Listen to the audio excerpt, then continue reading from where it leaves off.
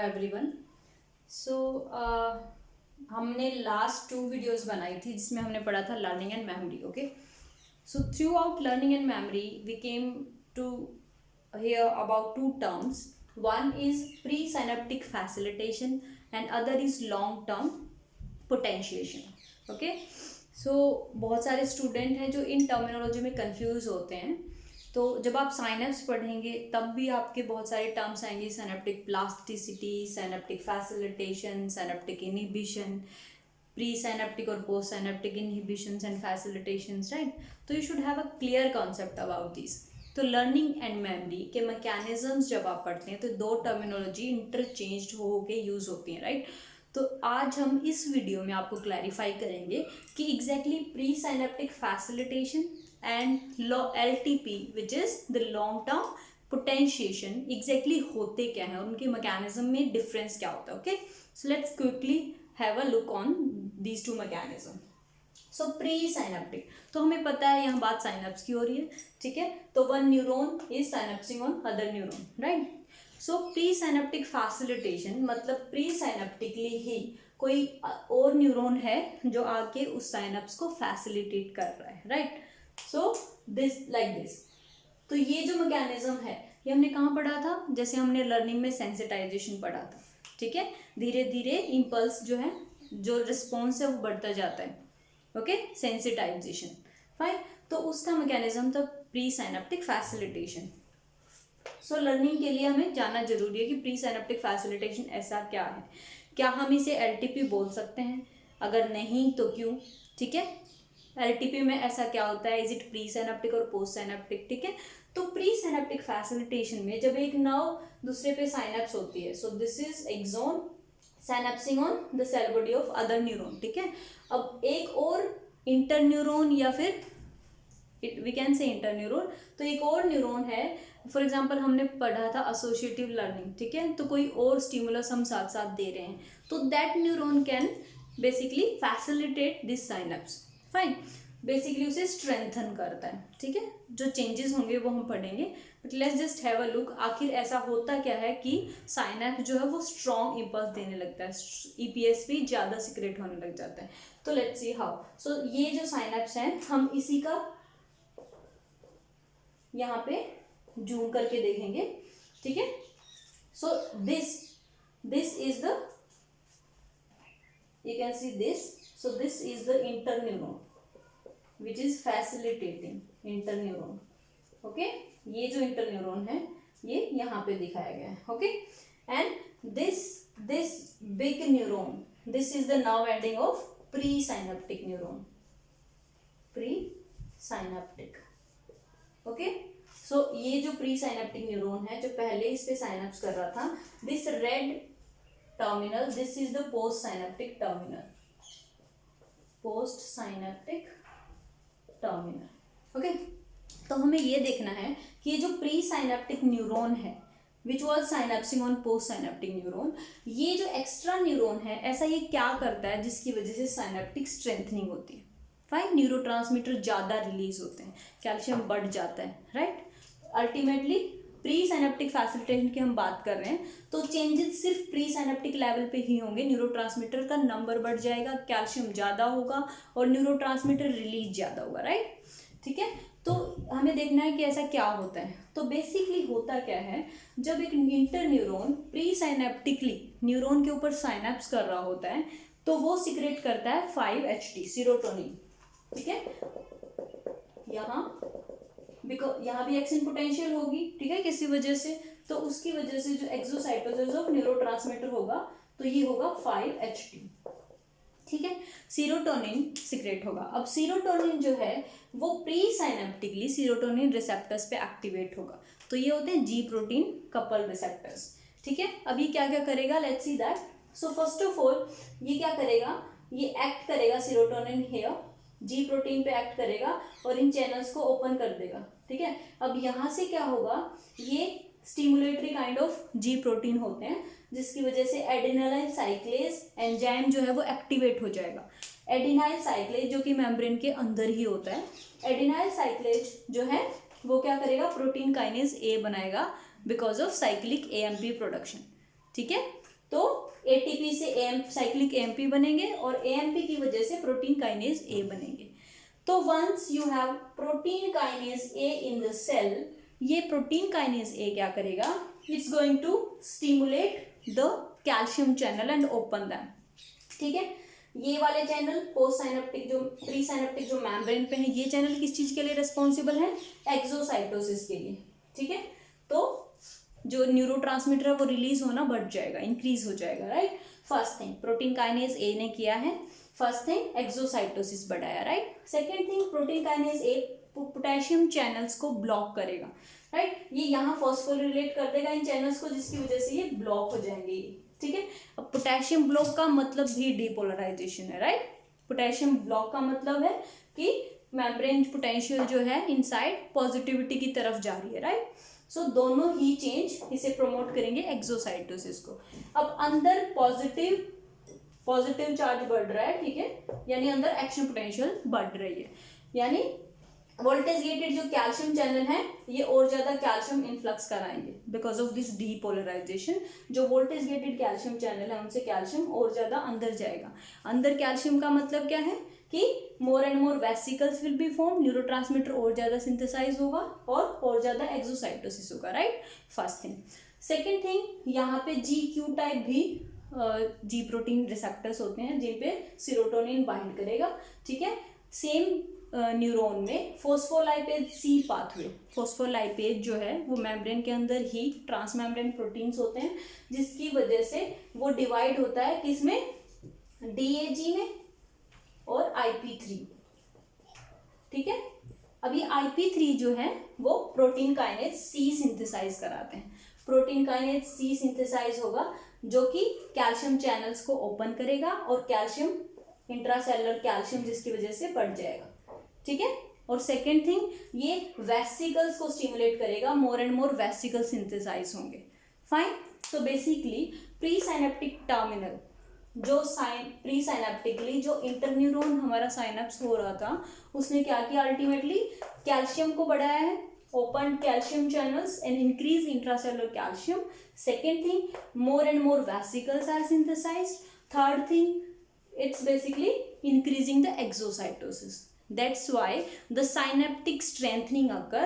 क्यों, क्योंकि calcium exocytosis भी ज्यादा करा रहा है, मतलब ज्यादा एक्सोसाइटोसिस हो गया है, ज्यादा वेसिकल्स बन रहे हैं, ज्यादा न्यूरोट्रांसमीटर सिंथेसाइज हो रहा है और कैल्शियम बढ़ रहा है जो कि अगेन एक्सोसाइटोसिस करा रहा है। So this is called synaptic strengthening और pre synaptic facilitation.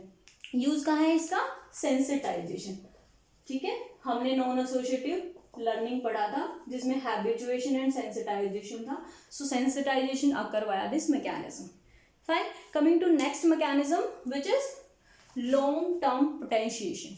Long term potentiation है क्या exactly, basically we have sustained and long term, लंबे टाइम तक हमारी क्या रहेगी, EPSP, excitatory post synaptic potentials. मतलब हम यहाँ बात कर रहे हैं पोस्ट साइनेप्टिक पोटेंशियल्स की जो कि लंबे टाइम तक सस्टेन्ड रहेंगी। अब क्या ये प्री साइनेप्टिक फैसिलिटेशन की वजह से ही है या फिर कोई और रीजन भी हो सकते हैं। ठीक है, विच एरिया इज रिस्पॉन्सिबल। जहाँ हम बात कर रहे थे कि प्री साइनेप्टिक फैसिलिटेशन होता है, ये कहीं भी हो सकता है, किसी भी न्यूरॉन में हो सकता है, right. But long term potentiation जो है, हम अगर बात करते हैं मेमोरी की, तो this is the mechanism happening in hippocampus. Fine, तो इसमें हम देखेंगे कि एग्जैक्टली होता क्या है। क्यों बोलते हैं शॉर्ट टर्म मेमोरी के लिए हिपोकैम्पस ही मेजर रोल प्ले करता है, या फिर हिपोकैम्पस में कोई इंजरी होती है तो हमारी मेमोरी कंसोलिडेशन नहीं होगी, वाई। ठीक है, चलो देखते हैं। तो बेसिकली अगर हम अपनी ब्रेन को देखें, ठीक है, ब्रेन को फ्रंट से देख रहे हैं हम कोरोनल सेक्शन से, राइट। तो ब्रेन को अगर हम कोरोनल सेक्शन से देखें तो ये टेम्पोरल लोब है।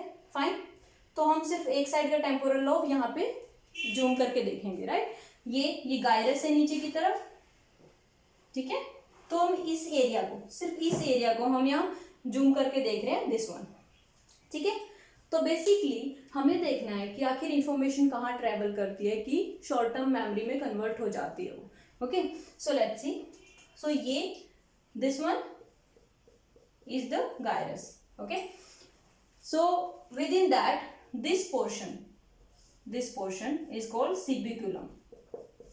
this portion, and this portion is called entorhinal cortex. entorhinal cortex, ठीक है। तो ये पैरा हिप्पोकैम्पल गायरस है, ये एटोराइनल कॉर्टेक्स है, ये सिबिकुलम है, ठीक है। उसके बाद ये जो बीच में पोर्शन दिख रहा है आपको, दिस वन जो मैं डार्क कर रही हूं, this one, this is the dentate gyrus, dentate gyrus, ठीक है। तो हम टेम्पोरल लोब को ही एनलार्ज करके देख रहे हैं यहाँ पे, okay. This is dentate gyrus. अब डेंटेट गायरस के जस्ट ऊपर आप जो पोर्शन देख रहे हैं, that is hippocampal, this is CA3 and this is CA1, ठीक है, ओके। तो बेसिकली इंफॉर्मेशन ट्रैवल कैसे होती है, जब हमारी इंफॉर्मेशन, हम कोई भी न्यू इंफॉर्मेशन अचीव करते हैं तो वो डिफरेंट कॉर्टेक्सेस में जाती है। सबसे पहले हम सोमैटोसेंसरी, उसे सेंस करते हैं, देन फ्रंटल कॉर्टेक्स में जाती है, ऑडियो विजुअल है तो उसमें जाती है, ठीक है। उसके बाद इंफॉर्मेशन ट्रैवल करके कॉर्पस कैलोसम के थ्रू यहाँ पे आती है, पहले एटोराइनल कॉर्टेक्स में, ओके। सो एटोराइनल कॉर्टेक्स से जब डेंटेट गायरस में जाएगी ये इंफॉर्मेशन, ये एटोराइनल कॉर्टेक्स है, ठीक है। तो यहां से इंफॉर्मेशन जाती है डेंटेट गायरस, डेंटेट गायरस, ठीक है। डेंटेट गायरस इस पाथवे को बोलते हैं परफोरेंट पाथवे, फाइन। डेंटेट गायरस में इंफॉर्मेशन गई, उसके बाद ये इंफॉर्मेशन डेंटेट गायरस से ये जाती है CA3, पिरामिडल सेल्स हैं ये CA3, ठीक है। डेंटेट गायरस ग्रैन्यूल सेल्स होते हैं इसके अंदर, और ये है पिरामिडल सेल्स जो सेपरेटली CA3 और CA1, ये पिरामिडल सेल्स हैं हिपोकैम्पस के, जो कि मेन रोल प्ले कर रहे हैं शॉर्ट टर्म मेमोरी या मेमोरी कंसोलिडेशन में। तो डेंटेट गायरस से मोसी फाइबर्स CA3 में जा रहे हैं, CA3 में पहुंच गए, देन CA3 से ये ट्रेवल करते हैं CA1 में, ठीक है। CA1 में जब ये ट्रेवल करते हैं तो these neurons are called Schaffer collaterals, Schaffer collaterals. यहाँ ये जो एरिया है, ये है सबसे इंपॉर्टेंट हमारा मेमोरी कंसोलिडेशन के, तो इनको बोलते हैं शेफर कोलेट्रल्स, जो कि CA1 में आ रहे हैं, ठीक है। अब CA1 से ये इंफॉर्मेशन जो है आती है सिबिकुलम में। सिबिकुलम में क्यों आती है, क्योंकि ये आउटपुट न्यूक्लियस है हमारा हिपोकैम्पस का, फाइन। तो इंफॉर्मेशन ऐसे ट्रेवल होती है, ठीक है।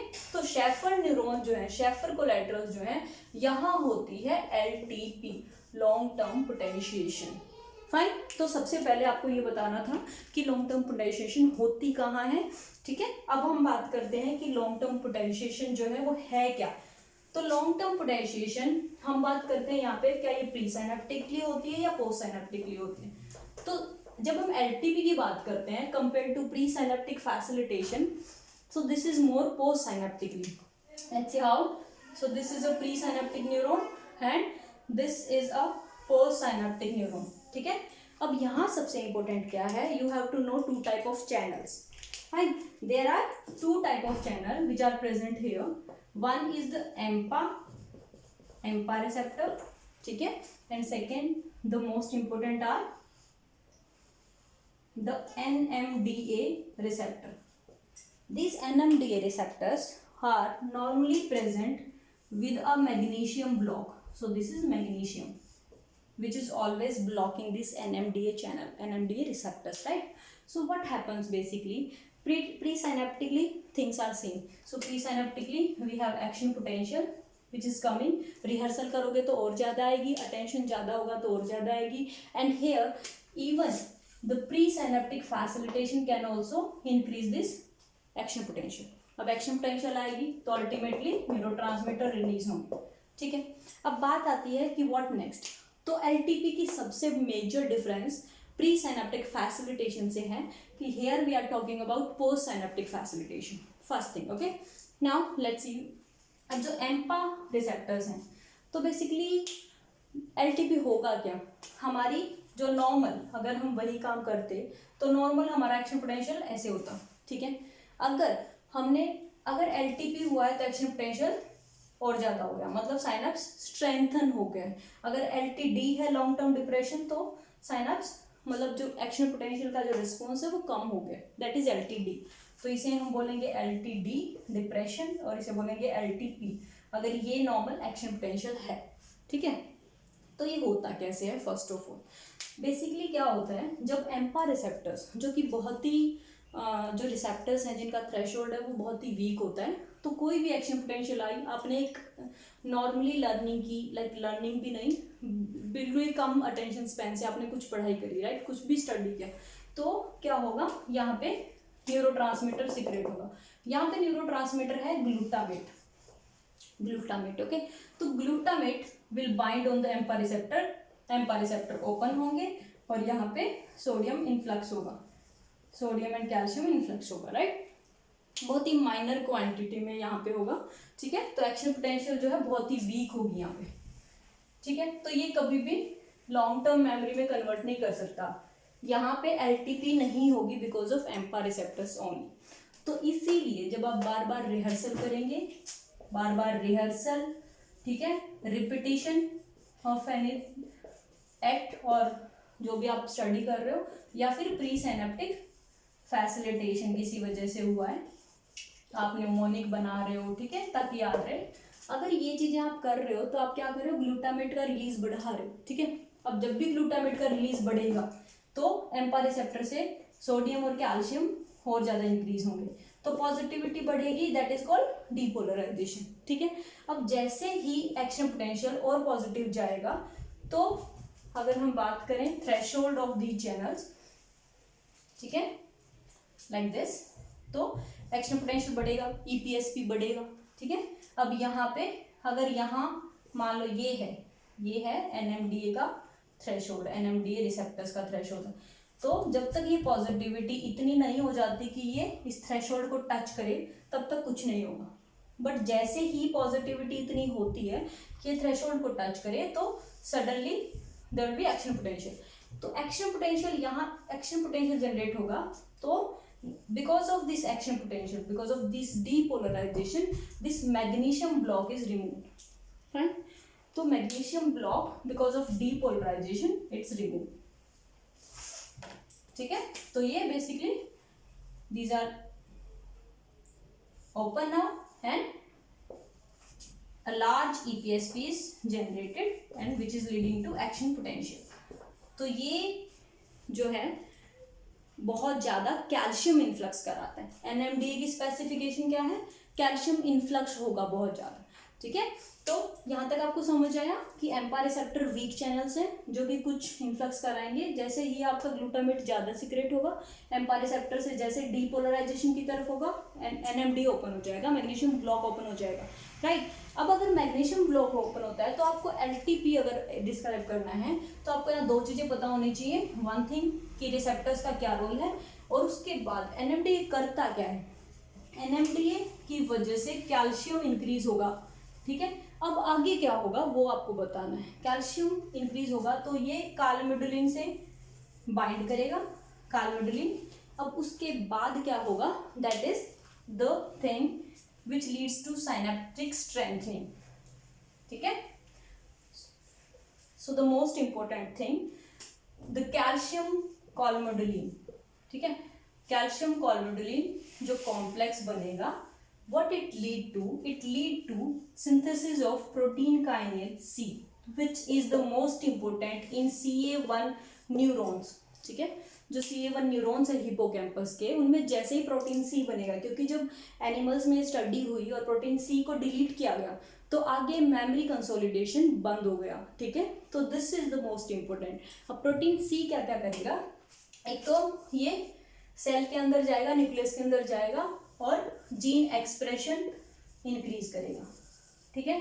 सेकेंड थिंग, नए प्रोटीन्स बनाएगा फाइन सेल में, जिसकी वजह से क्या बनेंगे, इंक्रीज एम्पा रिसेप्टर्स।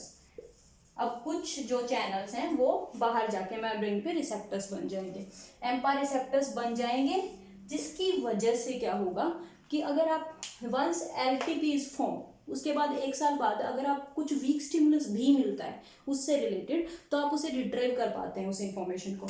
इसीलिए एम्पा रिसेप्टर्स इतनी ज़्यादा अमाउंट में बन जाएंगे कि यहाँ पे जो सिर्फ 2 दिख रहे थे आपको, यहाँ पे बहुत सारे रिसेप्टर्स बन जाएंगे एम्पा रिसेप्टर्स, जिसकी वजह से सिंपल वीक सिग्नल भी आपको वो इंफॉर्मेशन रिट्रीव करा पाएगा, फर्स्ट थिंग, ठीक है। सेकेंड थिंग, यहाँ पे प्रोटीन सिंथेसिस हुआ है जिसकी वजह से NMDA रिसेप्टर भी इंक्रीज हो जाएंगे। NMDA रिसेप्टर बढ़ने का क्या मतलब है कि कैल्शियम बढ़ेगा। कैल्शियम बढ़ने का क्या मतलब है कि वही साइनेप्टिक स्ट्रेंथनिंग, नए प्रोटीन्स बनेंगे। अब नए प्रोटीन्स क्या क्या बना सकते हैं, डेंड्रिटिक स्पाइंस बना सकते हैं, डेंड्रिटिक स्पाइंस बनाएंगे, ठीक है, नए पाथवेज बनाएंगे, नए साइनेप्स बनाएंगे, ठीक है, नए प्रोटीन्स न्यूरॉन्स बनेंगे, ठीक है, जिसकी वजह से साइनेप्टिक स्ट्रेंथनिंग होगी। और जो NMDA रिसेप्टर्स बनेंगे उसकी वजह से फर्दर कैल्शियम, फर्दर EPSP बनेगा। सो एक्साइटेटरी पोटेंशियल्स जो है जनरेट होते रहेंगे। तो NMDA की वजह से सस्टेन्ड EPSP, मतलब वो EPSP फेडअप नहीं होने वाला, कैल्शियम खत्म हो जाएगा तो भी वो EPSP रहेगा, जिसकी वजह से वो मेमोरी जो है वो रहती है, लाइफ टाइम मेमोरी की कैपेबिलिटी रखता है ये। तो आई गेटिंग कि क्या हुआ था, एम्पा रिसेप्टर वीक सिग्नल से एम्पा रिसेप्टर ओपन हुए, ठीक है, कैटायनिक इन्फ्लक्स हुआ जिसकी वजह से डीपोलराइजेशन हुई जिसने मैग्नीशियम ब्लॉक को रिमूव किया। NMDA की वजह से कैल्शियम अंदर आया, कैल्शियम कॉलमेडोलिन कॉम्प्लेक्स की वजह से प्रोटीन काइनेज C बना, ठीक है, प्रोटीन काइनेज C जो कि हिपोकैम्पस में होता है, उसकी वजह से जीन एक्सप्रेशन इंक्रीज प्रोटीन्स। अब प्रोटीन से ही बनता है सब कुछ, तो चैनल्स बन गए हर जगह, ठीक है, एम्पा रिसेप्टर्स बन गए जिसकी वजह से इवन वीक सिग्नल से हमें चीजें रिमाइंड करने लग गए। NMDA बन गया जिसकी वजह से सस्टेन्ड EPSP, सस्टेन्ड डीपोलराइजेशन रहेगी and synaptic strengthening, dendritic spines बन गए, नए कनेक्शंस बन गए, राइट, एंड नए पाथवेज बन गए। So this is all about long term potentiation which is the base for memory. Okay, ये सबसे इंपॉर्टेंट है शॉर्ट टर्म मेमोरी बनने में। Short term and intermediate term memory में the main mechanism is this one. अब once this is form, CA1 neuron के बाद output nucleus सिबिकुलम में इंफॉर्मेशन जाती है और उसके बाद स्टोरेज के लिए डिफरेंट कॉर्टेसेस में, okay, and then we retrieve that information. Okay, so that's all about memory. Thank you so much.